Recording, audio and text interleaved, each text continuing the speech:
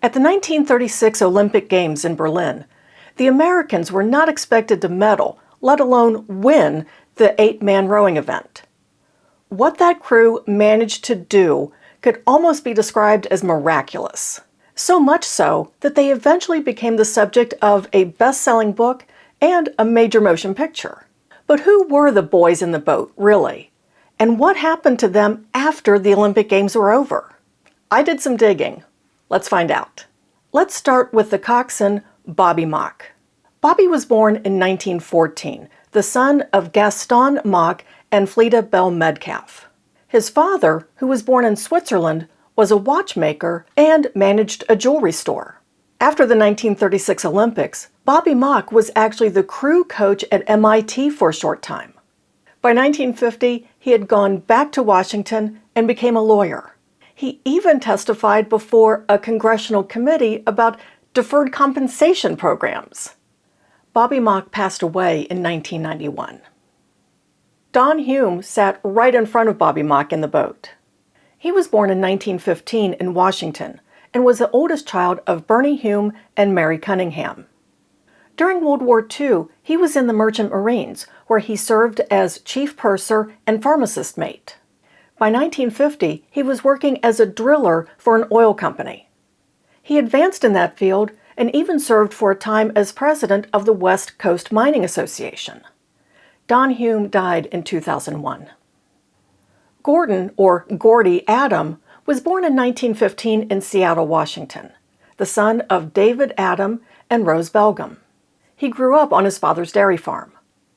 He graduated from the University of Washington with a degree in engineering and went on to work at Boeing. Gordon Adam died in California in 1992. Johnny White was born in Washington in 1916, the son of John White Sr. and Mary Johnson. John White Sr. was a steel and iron importer. And based on census records, it appears that the Whites didn't have quite the hardscrabble life as many of Johnny's teammates had. In fact, the 1920 census shows them having a live-in servant. When Johnny married Mary Egbert in 1940, his former teammate, Gordy Adam, was one of the witnesses. Like his father, Johnny White ended up in the steel industry. By October 1940, he was living in Bethlehem, Pennsylvania, working for Bethlehem Steel. He eventually made his way back to the state of Washington, where he died in 1997. Charles, or Chuck Day, was born in 1914, the son of Herbert Day and Maybelle Ward. Chuck's father was a dentist. Chuck graduated from the University of Washington and went on to medical school at the University of Oregon, and he became an obstetrician.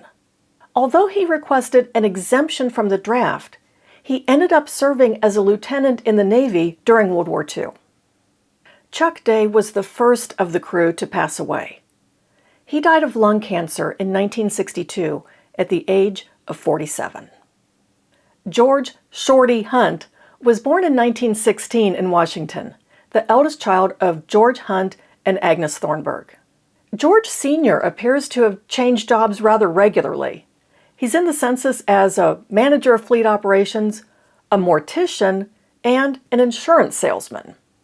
George Jr. was ironically called Shorty because in real life he was 6'4". George graduated with an engineering degree from the University of Washington and served in the Navy during World War II. After the war, he founded a construction company which specialized in commercial buildings. George Hunt passed away in 1999. Jim McMillan was the oldest member on the team, beating out Joe Rants by 23 days. He was born in Washington in 1914, the only child of James and Mary McMillan.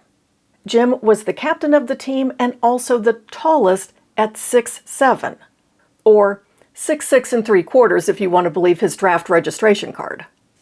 Like Bobby Mock, he went into coaching at MIT and eventually became the varsity coach. After leaving MIT, he went back to Washington, where he worked in engineering at Boeing. Jim McMillan passed away in 2005.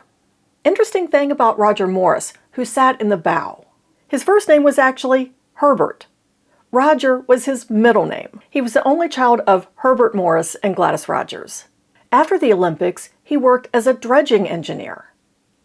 He died in Washington in 2009. What about Joe Rants? A lot of his story was told in the book and the movie. He was born in 1914 in Spokane, Washington, the youngest of two sons born to Harry Rants and Nellie Maxwell.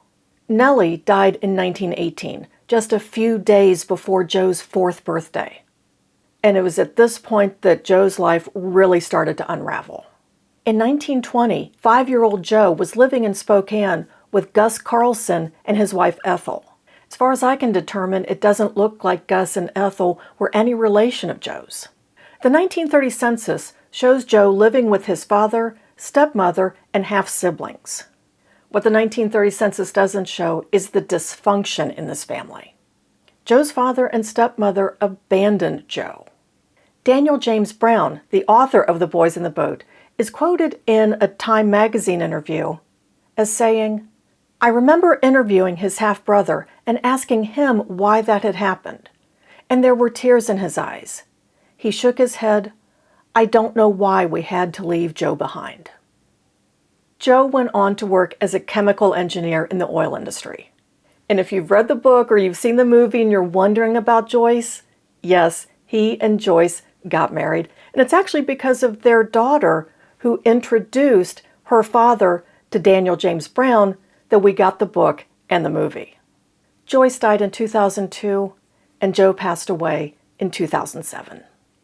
Your family doesn't need to have an Olympian to have great stories.